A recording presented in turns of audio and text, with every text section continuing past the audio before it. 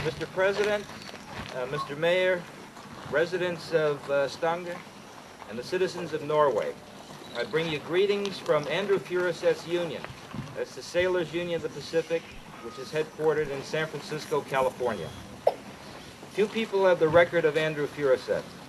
Almost single-handedly, he freed seamen from centuries of bondage. His efforts in the United States and internationally, less than 100 years ago, fundamentally changed conditions for mariners. It is important that his life and accomplishments be studied by this and future generations, and I'm glad to hear that that's what's happening right here in the local schools.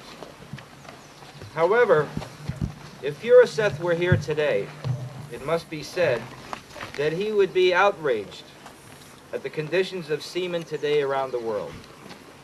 The flag of convenience system, where ship owners rent flags in exchange for silence and non-regulation, continues to oppress seamen with deplorable conditions and rock-bottom wages, while at the same time systematically and cynically denying them basic human and trade union rights. The practice of charging seamen for the cost of their own recruitment that is common in flag of convenience registers today would inflame Furuseth, and who would rightly see it as a revival of the days of the crimp and the boarding house master who governed the lives of seamen more than 100 years ago. The deplorable practice of some shipping companies to go out of business and abandon their ships and strand their seamen for months of unpaid wages would madden Andrew Furuseth, who fought for accountability and responsibility among ship owners and seamen alike. The depraved practice of understoring ships so that seamen are forced to supply their own food and drinking water would make Andrew Furuseth's stomach turn.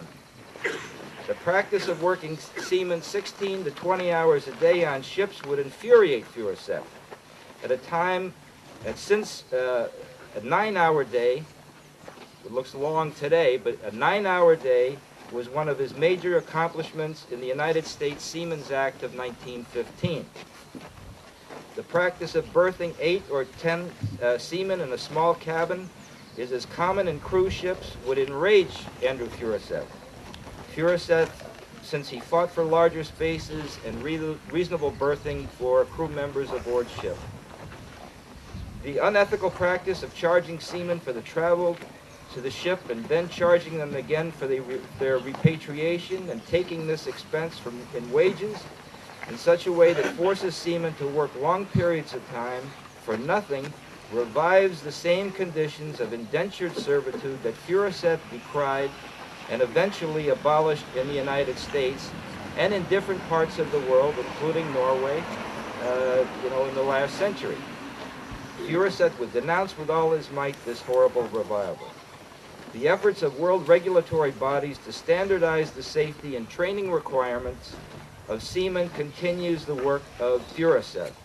But Furuseth would be appalled to learn that the lowest common denominator approach of the International Maritime Organization as a result of globalization is now in practice.